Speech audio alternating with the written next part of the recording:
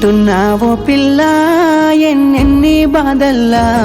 పడ్డంక ఒక్కటైతున్నామే నువ్వు నేనిలా వింటున్నావు బావా ఎన్నెన్ని దుఃఖాలే దిగమింగి ఒక్కటైతున్నామే నువ్వు నేనిలా కోపమచ్చి మాటలంటని చెయ్యి లేపి దెబ్బ కొడతని అలిగి నువ్వు పోను జద్దువమ్మ తెల్లారి నువ్వే